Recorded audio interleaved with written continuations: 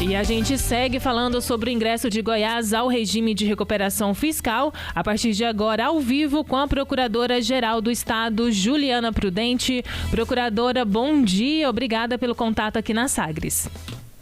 Bom dia. Prazer ter a senhora com a gente. Cileide Alves, Procuradora Juliana Prudente com a gente. Bom dia, Procuradora, muito obrigada por nos atender. Bom, a gente falou muito desse trabalho que foi feito durante 2 anos, né? E eu até comentei nas minhas redes sociais que é um trabalho comandado por 2 mulheres, né? Então, a senhora como Procuradora do Estado e a Cristiane Schmidt como Secretária de Economia, né? Então, tem esse lado, esse destaque que eu acho importante como mulher fazer, o trabalho de 2 mulheres. Bom, agora é o seguinte, eu queria entender, que o nosso público entendesse um pouquinho mais o que significa, né, quais são as contrapartidas que Goiás vai ter que garantir no STF, né, a União, para poder assinar esse contrato que o governador explicou que deve ocorrer aí no final do ano, no começo de janeiro, né? Uhum. Bem, Cileide, bom dia, né? Bom dia primeiramente, Cileide, Rubens, é sempre um prazer estar aqui com vocês, mas vamos assim, só para ver se eu entendi perfeitamente a sua pergunta, a contrapartida para ingresso, porque o que aconteceu? Com a decisão do Supremo, nós vamos apresentar um novo pedido de adesão.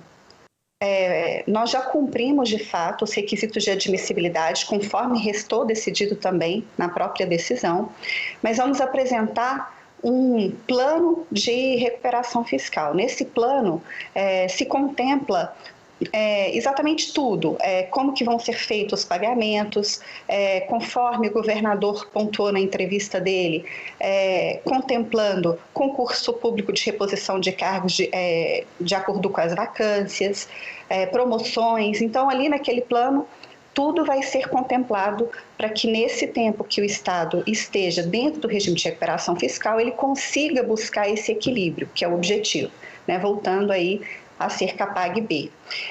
Então, basicamente, o que falta ainda é realmente esse plano, ele já foi aí, ele está bem avançado, né?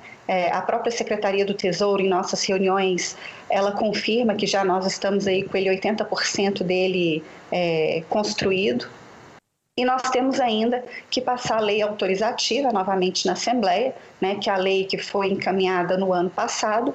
Por quê? Porque nós tivemos alterações na Lei Complementar 159, que foi pela 178. E, diante dessa alteração, a Procuradoria-Geral da Fazenda Nacional, ela colocou como um requisito de ingresso que a gente passe uma nova lei contemplando essas alterações, né? Também foi... Só para ficar claro a respeito dessa lei aí, ela é uma lei, é um projeto de lei simples, um projeto de lei complementar ou é uma PEC? Não, é uma lei... falou na reunião... Sim. É uma lei ordinária mesmo. Tá. Nos mesmos moldes, só para deixar claro, é nos mesmos moldes da lei que foi aprovada o ano passado. Foi única e exclusivamente, inclusive, assim, foi só porque realmente houve alteração pela 178. Tá. Além dessa lei, o governador falou na reunião com os deputados estaduais na semana passada que será encaminhado uma PEC para mexer no novo regime fiscal, chamado teto de gastos, que está na Constituição, a partir do artigo 40 da Constituição do Estado. O que é essa PEC, procurador? Exato, essa PEC é justamente porque, na verdade, hoje o Estado ele está submetido ao teto de gastos da Lei Complementar 156, né, daqueles contratos de refinanciamento, quando realmente o Estado desrespeitou o teto. Então, hoje, essa alteração que também foi exigida pela Secretaria do Tesouro, ela nada mais é do que ampliando esse teto de gastos que a própria 156 já nos impõe. É basicamente isso. O que é ampliar? O que significará essa ampliação do teto de gastos? Explica para a gente. Porque durante o tempo em que estamos no regime de recuperação fiscal, estaremos submetidos a esse teto de gastos, que você tem uma flexibilidade nas promoções, nas realizações de concursos, na despesa de pessoal, desde que limitado a esse teto, que é a inflação, que é o IPCA. Pois é, lá no artigo 41 fala que o limite dessas despesas é sempre o limite gasto no ano anterior, corrigido pelo IPCA ou pela Receita Corrente Líquida, a RCL. É isso que vai mudar? É exatamente isso, porque conforme a RCL, só para as pessoas entenderem, conforme a nossa Receita Corrente Líquida, ela aumenta, esse índice, né, você pode crescer já proporcionalmente.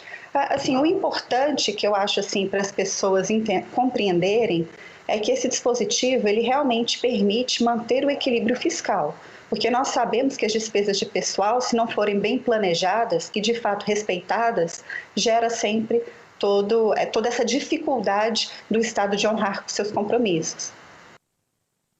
Secretária, atualmente, já o próprio teto de gasto impunha esses limites de despesas. O que agora vai acontecer com esses temas que a senhora acabou de falar? Realização de concurso público, reajuste salarial de servidores, promoção de carreira. Quer dizer, tudo isso fica mantido? O que acontece?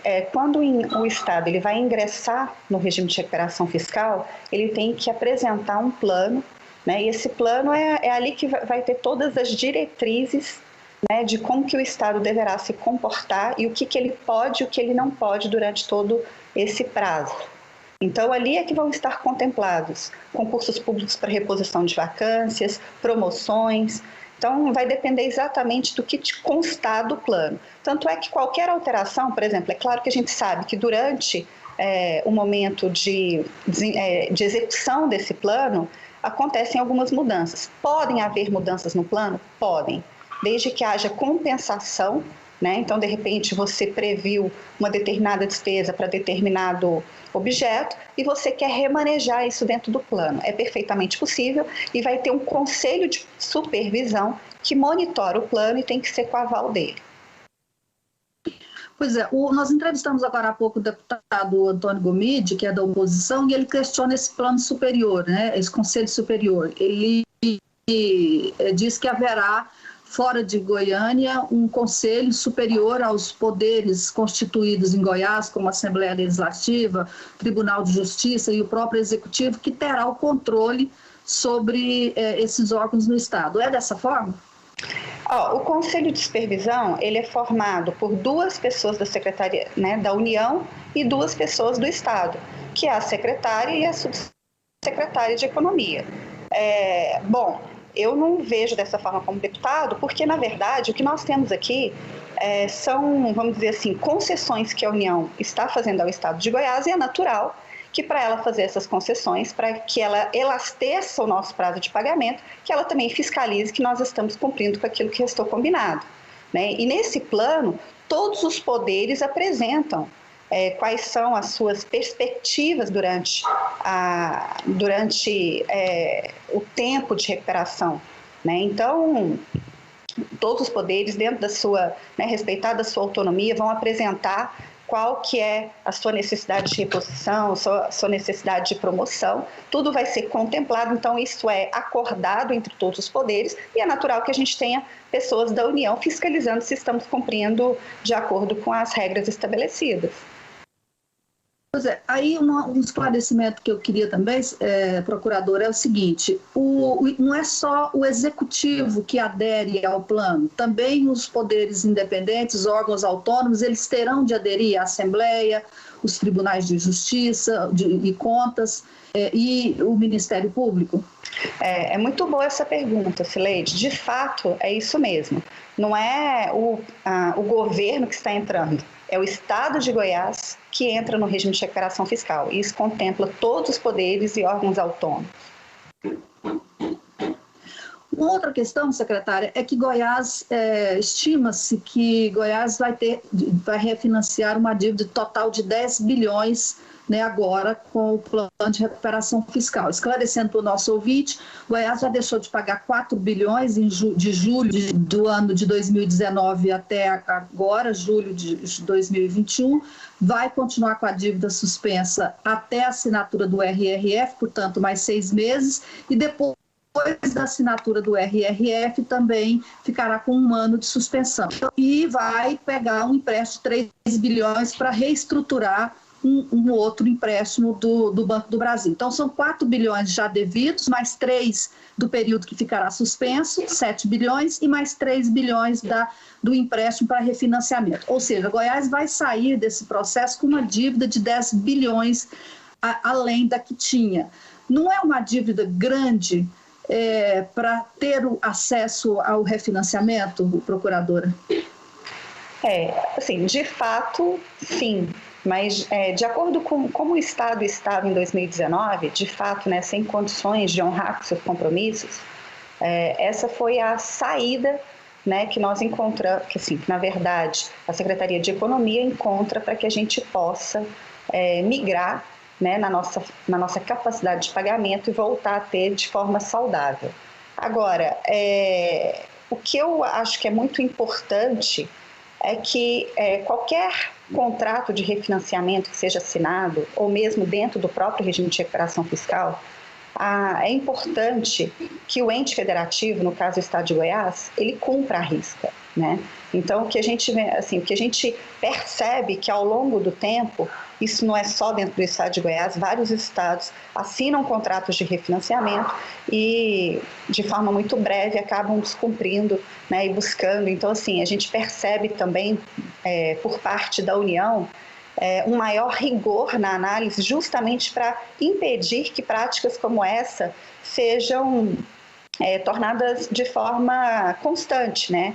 Então, o que a gente percebe hoje é o trato com uma maior seriedade, para que, de fato, a gente assine, a gente cumpra e a gente volte, sim, a ter um Estado fiscalmente equilibrado. As próximas datas, então, procuradora, o refinanciamento e a adesão ao plano. Quais são essas datas?